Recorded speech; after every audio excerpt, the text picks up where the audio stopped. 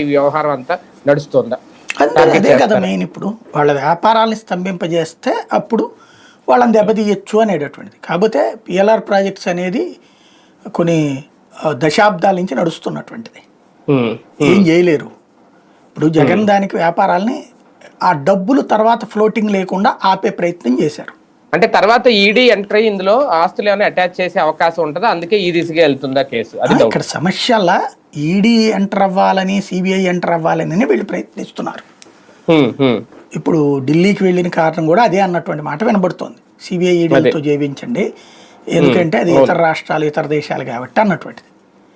అయితే వాళ్ళు ఇట్లాగా దీంట్లో ఇన్వాల్వ్ అవుతారా? అయితే వీళ్ళకి ఏదైనా నడుస్తుంది, లేదా ఇప్పటిదాకా అయితే వాళ్ళు ఇన్వాల్వ్ కాలేదు. చంద్రబాబు గారి ఢిల్లీ టూర్ వెనకాల ఉంది అదే అన్నటువంటిది ప్రధానంగా వినబడుతుంది. ఎందుకంటే హోంమంత్రి అమిత్ షా దగ్గరికి వెళ్ళి నీళ్ళ గురించి మాట్లాడాల్సిన అవసరం ఏముంటది? అదే కదా, బనకచర్ల గురించి మాట్లాడారని చెప్తున్నారు. అలాగే అదేదో అప్పుల గురించి మాట్లాడారంటున్నారు. ఆయన ఎందుకు దానికి? ఆర్థిక శాఖ మంత్రి ఉన్నారు, నీటిపారుదల శాఖ మంత్రి. కాబట్టి అక్కడ సంథింగ్ ఇదేదో జరుగుతోంది అన్నటువంటి చర్చ ఉంది ఢిల్లీలో. అంటే ఛార్జ్ షీట్ లో ఆ తరహా ఏమన్నా పెడితే కనుక ఇంకా నెక్స్ట్ ఇంకా ఈడీ ఎంటర్ అవబోతుందా ఈ కేసులో అనేది ఒక పెద్ద చూడాలి. రైట్ చూద్దాం. మొత్తానికి మిథున్ రెడ్డి